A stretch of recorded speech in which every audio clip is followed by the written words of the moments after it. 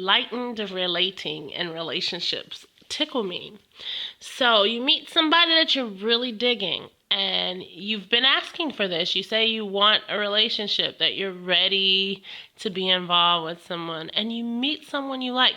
You've been praying, you've been meditating, you've been doing spells, you've been doing whatever you've been doing. Rituals, you've ate the right food, you fasted. I mean, you did all the things that you possibly could to attract a mate, and he or she is here. And as soon as they come, you put the relationship in the same type of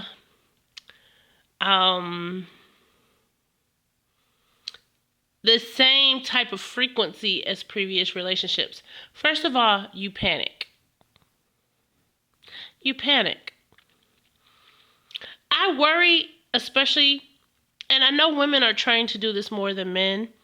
I really worry that if you get in a relationship with somebody and your whole mindset is, I wonder what he wants. I wonder what he likes. I wonder what she wants.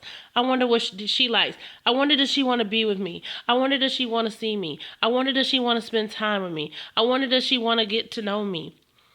If your whole thing is all about what that person wants to do, you are in a very precarious situation. First of all, you're placing your power in this person's hand. And that's why most of you are panicking.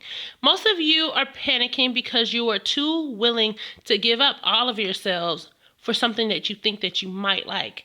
And what I mean by that is, if you've just met someone and you've only known them a couple of weeks, a couple of months, first of all, if you're panicking and you're living from a base of fear, what you have told me is you are ready to turn your life over to this person in a way that is probably unhealthy for you. And you are so willing to turn your life over to this person to the point that you are overly attached, and you are afraid that if they leave, that you won't be able to handle the emotional withdrawal because you're acting from a place of addiction, an addiction to old patterns and old paradigms that you've outgrown, or that you speak that you've outgrown. And see, this is what I want to say. I understand that you went to the convention, and you went to the healing retreat, and you went to the forgiveness seminar, and you sat in a circle, and you clicked your heels 3 times, and you wrote down, I forgive you 4 times, and you did the Ho'oponopono, I'm saying it wrong, chant, and that you got some crystals and you stuck yoni eggs in you. If you're a woman, if you're a man, you're eating all greens now, you're vegetarian. I get it. I get it that you did all the physical things that you possibly could do, but if you're responding like this, what I would say is this relationship is coming to show you where you still need to grow. And it is coming to help you realize where you still have attachments, issues. And there's nothing wrong with being attached. I don't think all attachment is bad. I think addiction is something that most of us deal with on some level, food, relationships. So we fall into these patterns, and then we are fearful because we have really put too much stock in what this person is adding to our lives. And the truth of the matter is, get your mind right. Right thinking is, I can live without this person and what they're bringing to my life. I lived up until 4 weeks ago without this person. If he or she walks away tomorrow, I will live. I might miss them. My heart may beat, softly for a few days. I might cry out a love song or two, but I will live. You will live. Stop attaching yourself to the idea of giving your all away to anyone. There is no one you give your all to, not even your children. You give your best to your children, but you don't even give your all to your children. There's no one that you give your all into. You put your whole heart into everything that you do, but that is not giving your heart away. If you are feeling extremely vulnerable, if Opening up is an issue for you. If you're having a hard time trusting yourself to be able to maneuver the emotional waters of relating with another person on a romantical, sexual, emotional level, that may be a sign that you're not ready for a relationship of that kind just now. And that may be a sign that there is more internal and eternal work that you need to do with yourself. It is not someone else's job to make you feel secure in this life. As much as I wish it was, it's not. It's not his job. It's not her job. Because if your insecurity is seated within yourself, there is nothing that other person can do to make you feel secure. You will keep going back to insecurity, not because the other person is doing something to set you off, but because being in that kind of relationship and because of the unresolved issues you have causes you to respond anxiously and with anxiety and with fear. Where fear is, love does not foster, it does not grow. Nobody has time to convince you that you're worthy of something that you don't believe you're worthy of yourself. Most of us are responding to relationships in fear because we have not done the internal work, the inner work that we really need to do by ourselves. And we're rushing into relationships because of the pressure and the conditioning of this society that tells us we must be with someone in order to be whole. And the truth of the matter is, you are depending too much on this person to keep you and make you happy. You're happier now. And you're afraid that if that person betrays your trust, it's going to hurt. It is going to hurt. But there's no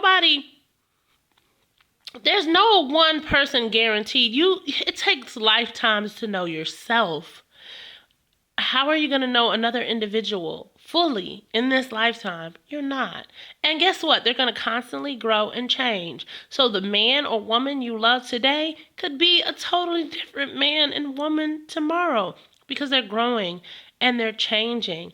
Your job is to trust yourself, to trust the universe that which is coming to you is for your good. There is nothing that is coming to you that isn't going to make you better than you were before it came. There's nothing coming to you that's going to make you worse than you were before it came. Everything is coming to make you better. And you get to choose and determine if something isn't working for you. Don't do it. If paranoia, panic, and fear is the outcome of you relating to this person, that is a sign.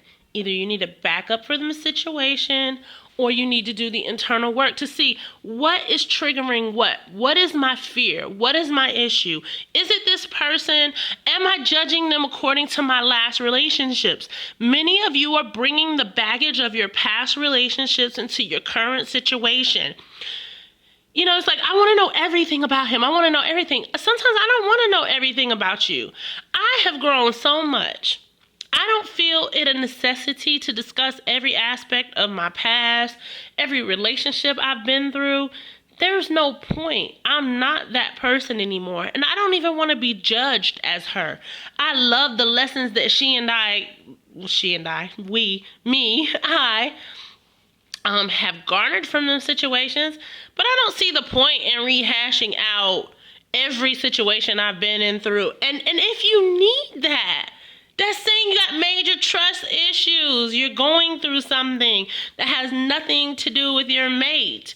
And you may want to check that. What it usually means is you're having control issues. What it usually means is you're dealing with fear. What it usually means is that you're dealing with some sort of blockage. You're looking for a reason not to open yourself up. You're expecting the worst, but hoping for the best. That doesn't go together. I'm expecting the worst, but I'm hoping for the best, which creates internal conflict, which is going to play out in your relationship. So, it's been 3 weeks. You met someone wonderful. You can live without that person. Enjoy the lessons they're coming to teach you. Please, enjoy. Be easy. Do your internal work. Get counseling. Get you a spiritual advisor. Get you a life coach. Get you someone who can help you work through the mind, the state of mind you are in that is limiting your ability to function beyond addiction, beyond pain theories, beyond fear of the last time your heart got broken. I am available for sessions, but it doesn't have to be me. There are a lot of beautiful, wonderful people that can work with you when you're ready to do the internal work, for real. Not just a 1, 2, 3, nam myoho renge kyo, click your heels and go home. The day in, day out work of looking at yourself, watching yourself, and taking the focus off the other person and really looking at you. I love you. I pray that this video bless you. I hope you have a great day. Bye.